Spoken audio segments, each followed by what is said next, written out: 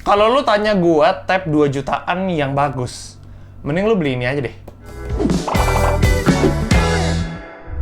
Welcome back to Tech Tech Channel. Jadi hari ini gue pengen ngebahas tab yang baru keluar di 1 September kemarin.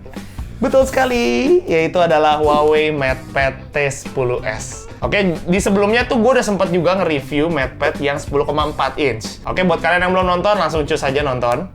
Nah, untuk MatePad T10 ini, gue tuh udah pakai selama 2 minggu. Jadi, gue juga bisa share beberapa hal, pengalaman gue pakai barang ini. Tapi sebelum kita masuk ke topik utamanya nih, untuk ke barangnya, gue pengen kasih opini gue dulu untuk Huawei. Jujur, gue salut dengan Huawei karena mereka masih keluarin tab. Kita juga bisa lihat lah ya, yang keluarin tab-tab sampai sekarang itu tuh Samsung dan Apple. Dan persaingan mereka ketat banget. Menurut gue, Huawei ini bisa diperhitungkan loh. Dan gue sih menunggu banget ya, Huawei ini keluarin tab yang bisa bersaing dengan Apple dan Samsung. Yang menarik di sini adalah dari segi harganya juga, karena dari segi harga untuk ukuran tablet yang bagus, itu murah coy. Dia harganya ada di 2,4 juta. Ada kok bang yang di bawah 2,4 juta? Iya banyak, tapi kalau misalnya kita bahas soal kualitas juga, gue nggak yakin sih mereka lebih bagus dari ini. Oke, ini kita akan coba bahas deh satu-satu. Gue akan buka dengan HMS atau Huawei Mobile Service. Gue udah nggak perlu jelasin panjang lebar lagi kalau Huawei ini udah nggak ada Google Mobile Service-nya ya. That's why itu yang membuat gue ini pertama kali pakai ini juga rada mikir. Aduh, ada beberapa yang kayak misalnya gue mau nge-login gitu ya. Gue rada mikir gitu, karena ada beberapa aplikasi kan memang perlu Google ya. Dan apalagi untuk login ke beberapa account juga harus ada Google-nya. Pakai Gmail gitu ya. Itu gue mikir banget gimana caranya. Nah, yang pertama, gue tuh waktu itu pengen nge-login Canva, dan coba gue nge-login waktu itu nama aplikasinya adalah Notion. Pertama gue bingung kan, karena memang perlunya pakai Google, pakai Gmail. Pada saat gue pencet Gmail itu nggak bisa. Nah, tapi di bawahnya biasanya tuh ternyata ada kolom di mana login with email. Jadi alternatifnya kita bisa pakai itu. Walaupun email kita pakai Gmail juga tetap masih bisa. Untuk gue buka YouTube juga mostly akhirnya gue pakai browser, dan browser yang gue pakai dan yang emang enak adalah Google Chrome. Nah, pasti kan juga yang banyak komplain adalah dari segi aplikasi kan. Bang, itu kan pasti aplikasinya masih sedikit ya bang ya? Memang masih belum selengkap Play Store dan App Store. Cuman maksudnya di sini kan memang mereka masih dalam tahap penyempurnaan aplikasinya. Percayalah sama gue, 1 tahun kemudian juga udah bakal lengkap itu. Nah, gue pengen kasih updatean dulu ke beberapa aplikasi yang baru aja masuk ke Huawei App Gallery-nya. Oke, di situ tuh udah ada Batik Air, itu kemarin baru masuk. Nah, juga udah masuk juga First Media X Mobile, itu juga udah masuk. Terus udah ada game yang Drop Stack Ball yang mungkin kalian juga beberapa ada yang mainin juga. Dan untuk transport ini udah ada My Bluebird dan Traveloka. Kita akan masuk dari segi desain, dan kalian bisa lihat sendiri. Untuk dari segi desainnya memang sangat tidak jauh berbeda dengan MatePad yang gua kemarin review yang 10,4 inch. Dan dari segi ukuran pun cuma beda 0,3 inch coy. Oke, tapi harganya memang cukup lumayan gede di situ. Oke, karena ini memang untuk entry level. Untuk bahannya juga dia aluminium alloy, jadi memang solid banget. Dan ini yang gue suka. Untuk bodinya dia tipis, oke, dan dia enteng ya. Berat itu sekitar 450 gram doang. Dan itu menurut gue ideal untuk ukuran tab, karena kalau misalnya keberatan pun lu pakai terlalu lama pegel juga tangan, ya kan? Nah, untuk di belakangnya dia juga tulis Sound by Harman Kardon. That's why untuk kualitas suara sama dengan MatePad yang kemarin gue review. Nanti kita akan coba dengerin.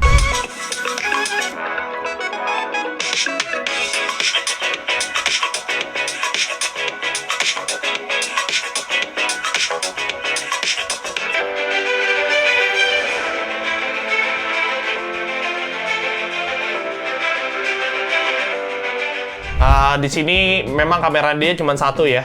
Nah, untuk speakernya juga dia ada stereo, 2 deh, dia di atas dan di bawah. Nah, ini ada beberapa yang menurut gue cukup ngeganjel dia. Dari segi home button. Home button ini emang di samping gitu ya. Tapi gue jujur kurang nyaman dengan home button di samping ini, karena gue refleks kan pasti megangnya begini ya. Lebih enak menurut gue taruh di atas. Gue nggak tahu kenapa pertimbangan mereka nggak taruh di atas. Dan juga, nah kalian bisa lihat di bawah ini tuh, kalian berasa numpuk banget gak sih ngelihatnya? Ya kan, di sini ada kabel untuk USB-C-nya, di sini juga ada headphone jack, dan di sini ada memory card slot. Oke, untuk memori ini, untuk for your info aja, ini bisa sampai 512 GB. Tapi balik lagi ke segi desainnya, menurut gue ini terlalu padat aja. Kenapa nggak ditaruh mungkin dibagi di atas atau di samping? Biasa kan memory slot juga di samping oke-oke aja gitu ya. Untuk dari segi layar, dia ada di 10,1 inch. That's why tadi gue bilang ini cuma beda 0,3 doang dengan yang kemarin gue review. Untuk layarnya dia udah Full HD 1920 x 1200. Aspek rasionya ada di 16:10. Screen to body rasionya ada di 80,6%. Nah, ini juga yang menarik dari Huawei menurut gua. Untuk tab ini juga sebenarnya dia udah masukin teknologi Clarivu di dalamnya. Buat kalian itu apaan bang? Teknologi apa itu? Oke, itu yang ngebuat gambar di dalam ini dan warna itu jadi lebih real. Mungkin buat lu pada yang juga suka nonton Netflix, ini juga udah dilengkapin sama sertifikasi Widefine L1. Oke, that's why kita bisa nonton Netflix sampai 1080. 우주주의잖아. 무섭지? 그래도 지금은 많이 둔해진 거지. 장발당 새끼가 말도 까고 말이야. 내 아버지 한 개도 안 무서운데. Nah, yang di sini yang bikin gua salut sama Huawei karena Huawei itu mengedepankan keamanan mata. Oke, khususnya juga untuk anak-anak. Oke. Jadi dia tuh ada 6 perlindungan mata. Oke, yang pertama itu adalah blue filter. Yang kedua itu adalah posture alerts. Jadi kalau misalnya anak kita tiduran gitu ya, misalnya main, bahkan kita juga sering sih. Jadi misalnya tiduran segala macem, dia bisa kasih alertnya. Hey there! Don't play lying down! Nggak cuma itu, dia juga ada yang namanya bumpy road. Jadi misalnya kalau anak kita lagi di mobil gitu ya, lagi main gini, nah nanti akan keluar notif nih. Hey there! I'm getting all dizzy. Dan di sini ada yang namanya e-book mode. Mungkin buat kita, mungkin buat kalian yang suka baca juga pakai tablet ini, better pakai e-book mode ini biar mata kalian bisa lebih kejaga juga. Terus juga untuk brightness alert juga dia ada. Dan yang terakhir yang lucu ini dari jarak gitu ya. Kalau misalnya anak kita suka mau ini deket-deket matanya, dia tuh ada notifikasi juga nih. Mundur, nih jaraknya terlalu dekat. Mungkin jaraknya kurang lebih sekitar 25 cm lah yang aman. Dan semuanya itu tuh ada di satu aplikasi mereka namanya The Kids Corner. Menurut gua Huawei genius banget keluarin ini. Karena gue nggak pernah lihat ada aplikasi semacam ini di tablet lain. Kayak di mana tablet-tablet zaman sekarang tuh banyak banget yang dipakai sama anak-anak. Oke, kadang-kadang kan kita juga nggak bisa kontrol ya anak itu buka apa gitu kan, nonton apa segala macem. Tapi kalau kita pakai aplikasi ini tuh bisa banget kita yang kontrol. Anak ini nggak boleh ini atau nggak boleh ini pun bisa tahu. Jadi di sini nih, ini untuk tampilan awal ya. Tampilan awal sih cuma ada gampang tuh, cuma ada recorder, kamera, multimedia, dan sedikit venting. Oke, tapi kita lihat di untuk menunya. Pada saat kita pencet menu, pokoknya semua ya, kita misalnya mau ganti apa, itu semua dibutuhkan password. Di sini gue bikin gampang aja. Passwordnya 1111. Nah, di sini eye protection yang tadi gue bilang. Oke, kalau misalnya kalian pengen matiin atau nyalain, itu dari sini ya ngelihatnya. Time management kita juga bisa atur waktu-waktu anak ini mau pakai berapa lama segala macem, bisa diatur waktunya. Itu juga bisa set day limit, available hours atau no limit sama sekali juga bisa. Nah, ini nih yang keren, app management. Jadi aplikasinya nggak cuma 4 tadi yang di awal doang, kita bisa setting mau aplikasi apa aja yang mau dimasukin ke anak kita. Soalnya nih ada games nih, kasih dia nih bulu tangkis gitu kan, atau cut the rope. Nah, tapi misalnya game-game yang kayaknya nih anak bakal nyita waktu banyak nih, jangan dimasukin ke situ juga bisa. Jadi anak itu nggak bisa buka-buka aplikasi yang kita nggak masukin. Nah, kalau misalnya anak ini misalnya pinter gitu, aduh, gua keluar. Pada saat keluar pun sama, dia masukin ke password. Dan kalian bisa lihat ya, di sini passwordnya cukup unik. Jadi memang setiap kita mau tulis password, angka-angka ini pun diacak-acak sama mereka. Jadi mungkin biar anak itu walaupun udah ngintip posisinya juga bisa salah. Ini detail-detail yang juga menurut gua cukup penting. Untuk spek, dia udah pakai Kirin 710A dan ditambah dia juga ada GPU turbo, oke? Jadi untuk speknya mereka nggak bisa diremehin juga. Udah kayaknya gue nggak bisa main game deh. Nggak juga bro. Oke, dengan adanya GPU turbo ini, itu bisa maksimalin untuk tab ini main game. Jadi ini gue contohin aja untuk gue main PUBG Mobile. Di sini gue akan coba. Berapa yang bisa kita dapat nih di PUBG Mobile ini? Sambil gue buka mungkin kita juga ngebahas lanjutannya aja. Untuk RAM-nya dia ada di 3 GB dan untuk ROM-nya dia ada di 64 GB. Cuman memang kalau misalnya kalian kurang nih bang 64 GB, kalian ya udah tinggal tambahin lagi aja pakai memori eksternal sampai 512 GB. Untuk baterai dia ada di 5100 mAh. Menurut gue ini cukup gede, ya kan? Gue bisa bahkan berhari-hari nggak ngecas gitu ya, sehari, 2 hari, 3 hari bahkan nggak ngecas. Karena penggunaan gue juga nggak gitu berat. Gue jarang banget main game pakai tab ini gitu ya. Lebih banyak buat nonton YouTube. Oke, buat buka aplikasi-aplikasi yang kayak misalnya tadi itu Google Calendar, Notion, Canva. Paling buka-buka Instagram pakai ini. Dan itu bisa cukup lumayan ya, beberapa hari gue nggak ngecas. Karena kan dia juga nggak ada seluler ya, jadi nggak lebih banyak memakan daya juga di situ. Tapi kalau untuk mereka klaimnya, untuk di baterai 5100 itu bisa sekitar, kalau nggak salah dipakai secara intens gitu ya, bisa sampai 10 jam. Nah, cuman memang kelemahannya dari chargerannya mungkin ya. Chargerannya kan dia memang nggak fast charge gitu ya. Cuman 5 volt dan 2 ampere standar aja, jadi mungkin butuh waktu yang sedikit lama aja. Oke, di sini udah masuk dan kita akan coba aja Nih, kita lihat nih, dia bisa dapat grafiknya tuh sampai mana nih. Oke, untuk smooth, dia bisa sampai high. Balance, dia bisa sampai high. HD, dia bisa sampai high. SDR, dia tidak bisa. Oke, dia mulai dari SDR, Ultra HD, dia nggak bisa. Wah, gila. Langsung naik mobil nih. Nah, katanya itu kalau misalnya kita bisa cek juga pada saat naik mobil ya. Apakah dia nge-lag juga atau enggak. Masih can on.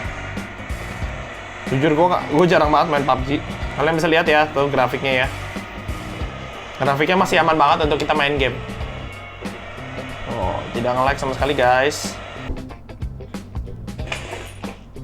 Oke.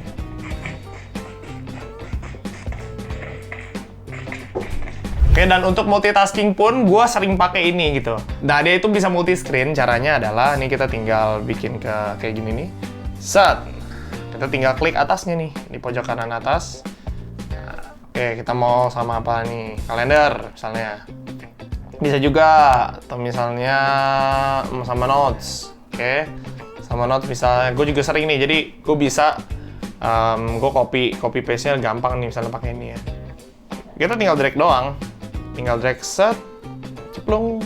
Kan, jadi itu bisa jauh lebih simpel sih. Untuk multitaskingnya so far gue pakai sih aman banget ya. Cuman ya memang, maksudnya untuk kalian kalau mau pakai yang lebih berat lagi ya nggak bisa. Karena itu tadi, kapasitasnya nggak mumpuni untuk itu. Jadi ini salah satu kelemahannya juga dari MatePad T10s ini, yaitu dari untuk sistem lock-nya, dia tuh cuma bisa pakai angka doang nih. Oke, dia nggak bisa pakai face unlock, atau misalnya kita pakai fingerprint itu nggak bisa. Karena gue males, jadi kalau gue pribadi, gue akalinnya dengan tidak pakai password. Nah, untuk aspek terakhir, yaitu dari segi kamera, memang di sini kameranya sangat biasa banget. Kayak untuk resolusinya ada di 5 megapiksel untuk yang kamera utamanya. Dan kamera depannya ada di 2 megapiksel. Untuk kamera belakang, ya oke-oke aja gitu. Misalnya kita foto ya. Oke, ya segitu aja kamera. Terus untuk kamera depan, gue akan selfie sekarang. Nah, untuk posisi kamera dia kan emang ada di sini, jadi lebih enak kalau selfie begini nih. Untuk video juga dia bisa ngerekam sampai 1080 dengan 30 fps. Ya, ini gue lagi coba kamera depannya dari MatePad T10s. Menurut kalian gimana? Oke. Kalau untuk kebutuhan kayak zooman, kayak meeting online, menurut gue ini udah cukup banget. Sebenarnya tablet ini juga ada sedikit salah satunya untuk PSBB ini, karena belakangan ini kan kita sering banget ya bikin meeting itu semua lewat online, mungkin lewat Zoom atau lewat aplikasi lain gitu ya. Ini menurut gue sangat cocok juga sih untuk jadi pilihan kalian. Kalau misalnya kalian nggak mau beli laptop kan mahal banget ya by the way. So, sekian aja review gue buat MatePad T10s ini. Gimana menurut kalian? Apakah kalian udah mulai tergiur atau mungkin kalian dari yang kemarin masih galau-galau mau beli ini jadi makin mantap buat beli ini? Kalau misalnya kalian pengen beli, linknya gue udah taruh juga di description. Oke, link yang gue taruh itu tenang aja, itu official dari Huawei, jadi pasti aman, right? Kalau kalian suka dengan cara review gue, kalian boleh banget di subscribe. Dan itu tadi, kalau mungkin kalian pengen punya pertanyaan, atau misalnya gue juga sering adain quiz di Instagramnya Tech. So, biar kalian nggak ketinggalan, kalian boleh juga nih di follow. See you in the next review guys, bye!